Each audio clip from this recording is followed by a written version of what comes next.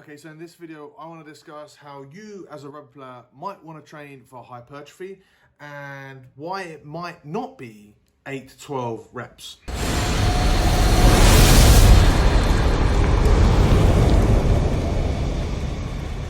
So if you're new here, my name is TJ. Welcome to the Rugby Muscle YouTube channel. I recently got a question and I thought this was a perfect opportunity for me to get back into the video making for this channel. I've been off for about a month or so. Apologies for that, but we are getting back into it and we're going to get back into it with this question. Before I do, make sure you're subscribed and click that like button. It really does help. And as I've said already, I've got some big goals for this YouTube channel. In fact, I've gone into them in a video that is stuck on my laptop that's in the shop.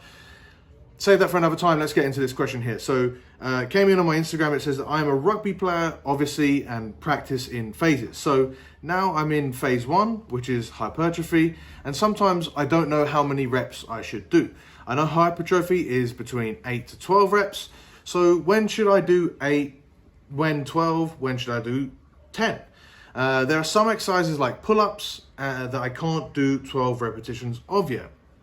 So to answer this question, we need a little bit of a better understanding of what hypertrophy is and how it occurs. And that's fair enough because we're told so much nonsense when it comes to hypertrophy.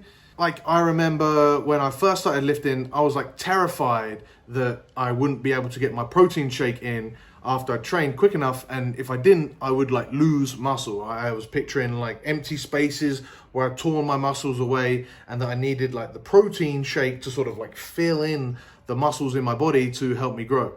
Like those are the visions that I was having, and you know, it sounds ridiculous and it should sound ridiculous to you, and that's kind of the point, right? Because outside of you must stress the muscle and you must provide enough fuel, nutrients, and stuff to create more muscle, hypertrophy isn't really like an absolute thing. But there are reasons like a lot of these notions exist. For example, there is an anabolic window, although it's not like 1 hour or 30 minutes post-training, it's more like 24 hours. And it might be true that 8 to 12 reps is a very good like suggestion to do for hypertrophy, but it's not the only way that you can get it. In fact, the science is pretty clear here that as long as you're getting enough volume with a heavy enough weight, you're gonna grow. Like, there's been a lot of scientific studies on this. Well, not like a lot, but a lot for sports science. And it's shown that you can grow from weights as light as like your 25 or your 30 rep max. We've seen people grow from heavy training as well with like 3 rep maxes. As long as there's enough volume and you get close enough to failure, that should give you enough stimulus to grow muscle. When I say being close enough to failure, failure is when you cannot do another repetition with good form, right? So if you cheat or if you use really shitty form to get up that last rep, that doesn't count to me. That you've already hit failure. So as long as you're close enough to failure and you're lifting heavy enough and you're getting enough volume in, you're probably gonna grow. How much volume is enough volume? Well, that's the tricky part. It differs from person to person, from muscle group to muscle group, from training age to other training age, from exercise to exercise.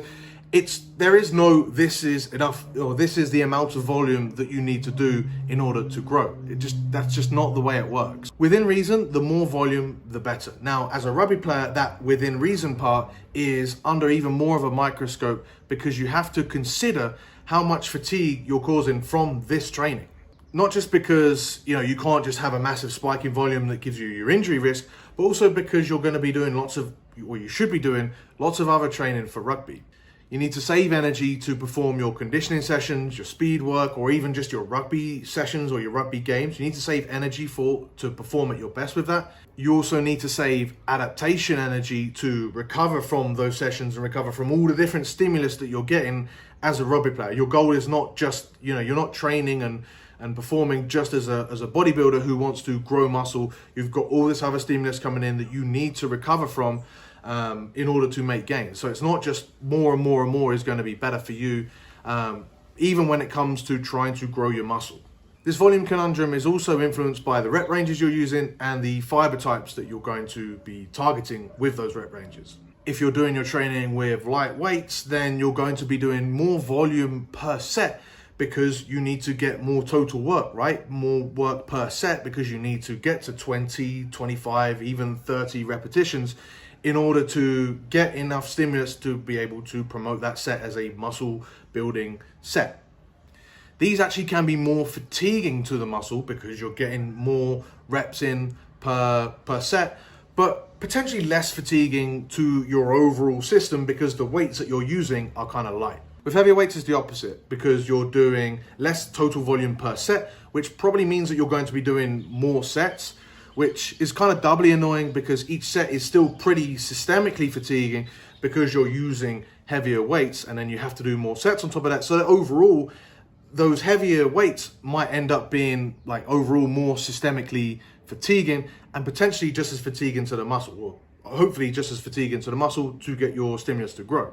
Positive though is that you're building strength as well as hypertrophy when you're using the heavier weights, and that can help. Like obviously being stronger is going to be good for you as a rugby athlete. It's also going to target preferably the faster twitch fibers that you're going to be using with all of your high intensity actions that you're doing in a rugby match. That isn't to say that slow twitch fibers are completely useless though. That there is this notion of people that are just big and slow and useless at rugby, but slow twitch fibers do have their place in a full game of 80 minutes because they help you utilize your aerobic system. They help you recover from your big intense actions, which support your aerobic system, but helps you recover for your next intense action. You should be training your aerobic system for rugby, and if you need to understand more, you can check out our conditioning sessions in the links below. That is going to help you perform repeatedly high intensity actions over 80 minutes if you do have a decent base of slow twitch fibers. So whilst fast twitch fibers are probably targeted and preferred for rugby players, that doesn't mean that slow twitch fibers are completely useless.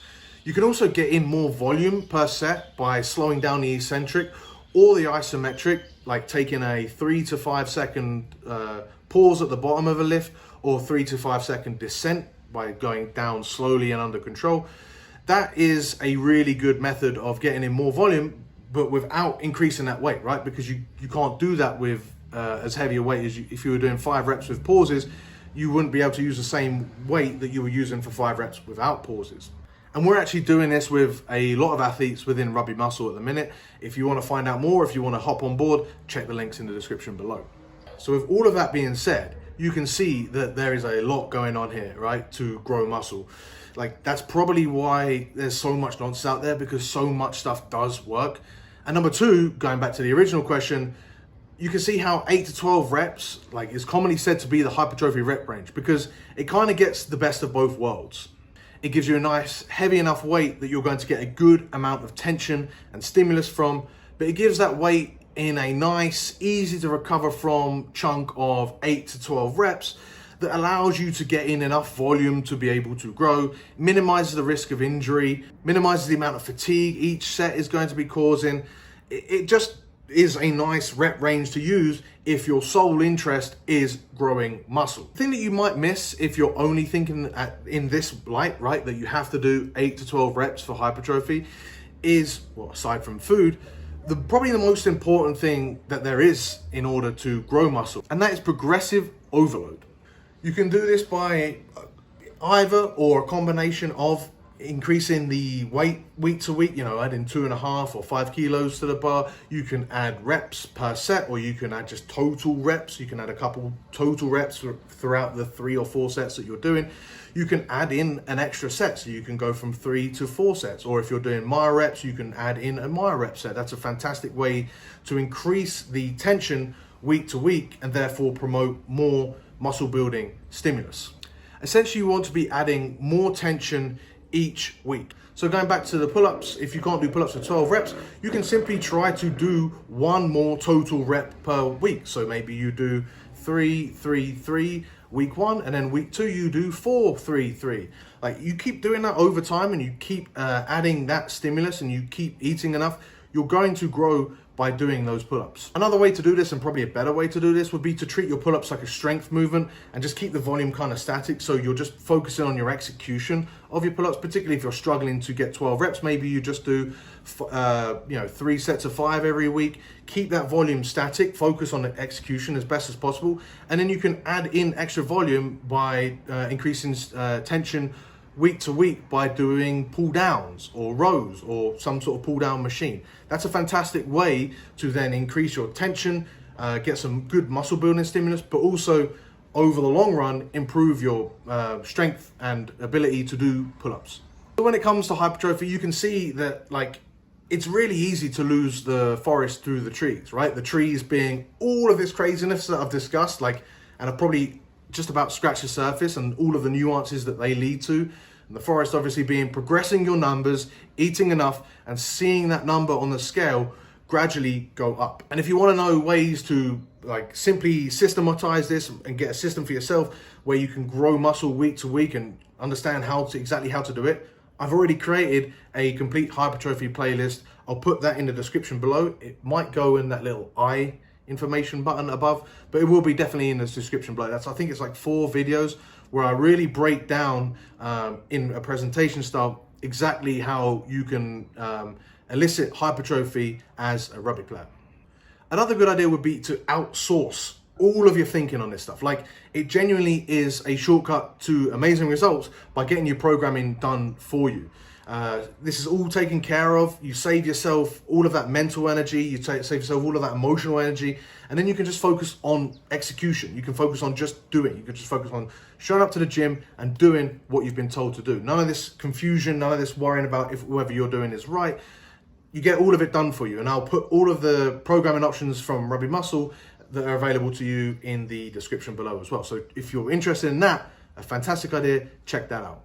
Otherwise, if you've made it all the way to the end, please click the like button. It takes like 0.1 seconds to do that, and leave us a comment.